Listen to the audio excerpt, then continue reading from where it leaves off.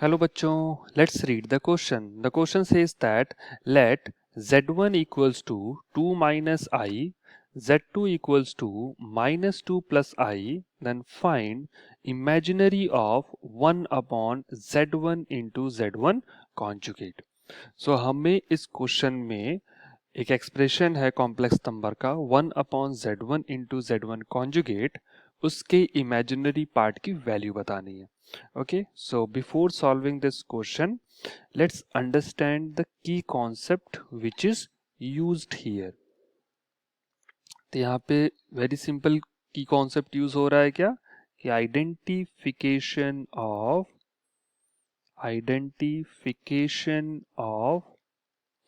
Real and imaginary part of complex number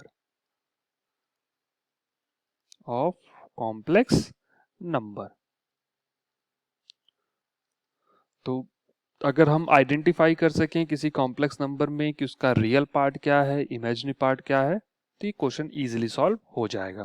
तो suppose हम ले रहे हैं कोई कॉम्प्लेक्स नंबर z जिसको हम रिप्रेजेंट करते हैं a प्लस आई बी के फॉर्म में, देन इस कॉम्प्लेक्स नंबर का रियल पार्ट क्या होगा?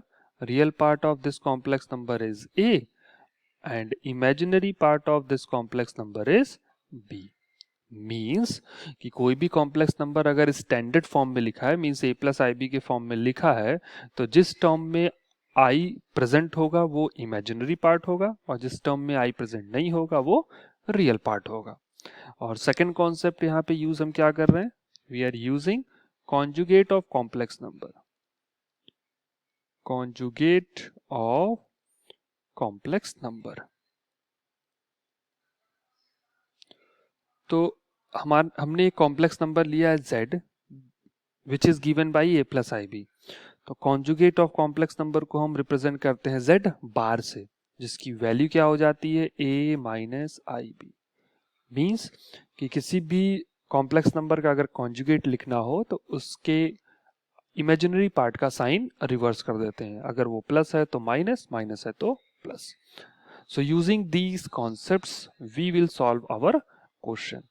तो हमें क्वेश्चन में एक्सप्रेशन दिया है, एक्सप्रेशन दिया है 1 upon z1 into z1 conjugate. Okay, तो उसके पहले हम देख लेते हैं z1 हमारे पास कितना है. We have z1 equals to 2 minus i और z2 हमारे पास है माइनस 2 प्लस आई.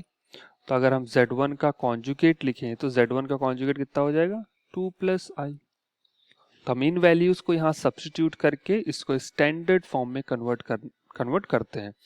तो 1 अपॉन z1 की वैल्यू कितनी है? 2 माइनस आई और z1 कॉन्जुगेट की वैल्यू कितनी है? 2 प्लस आई. अब इसको सिंप्लीफाई करते हैं. तो अगर हम इसको केयरफुली ध्यान दें तो ये क्या है? a plus b, a minus b, ये identity a square minus b square का फॉर्म है. तो इसको आइडेंटिटी को यूज करके हम इसे रीराइट कर सकते हैं 4 स्क्वायर माइनस आई स्क्वायर. फर्दर सिंप्लीफाई करेंगे तो क्या मिल जाएगा? Sorry, not 4 square, it is 2 square.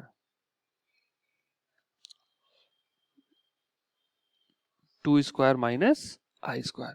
So 2 square की वैल्यू 4, आई स्क्वायर की value -1, so minus and minus ये बिकम +1. सो हमें मिल गया 1 अपॉन 5.